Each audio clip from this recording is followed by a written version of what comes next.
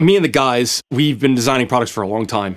In our previous experiences, we would start with the ideation and we would come up with something that's really cool that we believed in. But then as you get down the chain, you get more people involved who aren't concerned mostly with making a really awesome audio product. They're more concerned about profits and stuff like this. And oftentimes it led to compromises that we hated and that we couldn't stand doing. With Cranbourne Audio, we've actually got a chance to determine how each of those steps are executed, how a product is engineered, manufactured, where it's manufactured, and how it actually reaches the end users. It's a chance to do things properly. I'm doing Cranbourne Audio because I want the opportunity to make gear that makes people passionate about their music. You get the right piece of gear, you know, strum a note, you strum a chord, whatever, and you just feel it. And I want to give people that feeling. Going into Cranbourne Audio with these people, it just seemed like a natural fit, really. You know, they bring a lot of the passion, a lot of the drive, enthusiasm, because basically they're all musicians, and it's my job to sort of pull that essence of their knowledge into products for Cranbourne Audio. I feel, you know, it's an easy job, actually.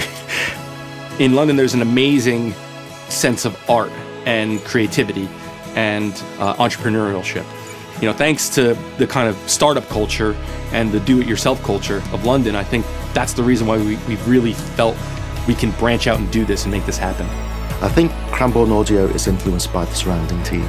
Elliot bringing in the passion and the drive. Edward brings in the mad genius that he creates these weird and wonderful sounds. Well, one of my big influences has been Elon Musk. He throws out everything that's been done before and then looks at the available resources and technologies and just comes up with the most efficient and effective way to get to that point.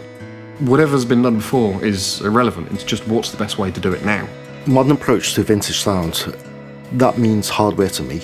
Just the way that you used to flick a switch and turn the dial, that was just absolutely amazing. And what I want to do with Cranbourne is get that quality feel, but with modern techniques and you know, make it accessible to the modern day user. Vintage sound, that's the sound that we all want. That's the sound that we all hear in our heads, you know. But I don't necessarily think a vintage sound needs to be created by using or cloning circuits that have been around for 40 years. You look at the happy accidents of the past, the distortion and the various broken things that happen to sound good in 60s Transformers and Vowels, and then distilling the very best of that and adding it to the very best of modern technology.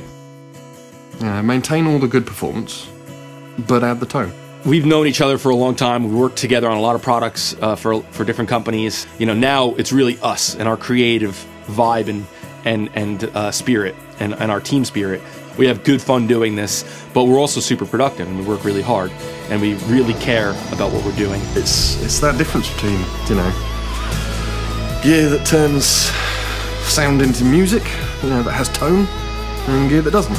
I would like to see Cranbourne Audio be known as a brand that really cares about quality, but that's also accessible to people. I'm a musician, an engineer, and I write and record music, and I'd like to think that all gear that I invest in has had the utmost attention to detail poured into it. I'm not too sure if that's the case nowadays, but I really want to change the perception of that and to make everybody feel that a Cranbourne Audio product really is the best product that can be made. There's so much equipment that is lovely and awesome, but it's just too expensive and it's out of reach for most people. You know, the next generation of musicians or the current generation of musicians, I'd love to see them get these boxes and it make a transformative effect on their tracks and on their music, and it helps them make magic and feel really good and make it feel like they've captured the best possible version of their music.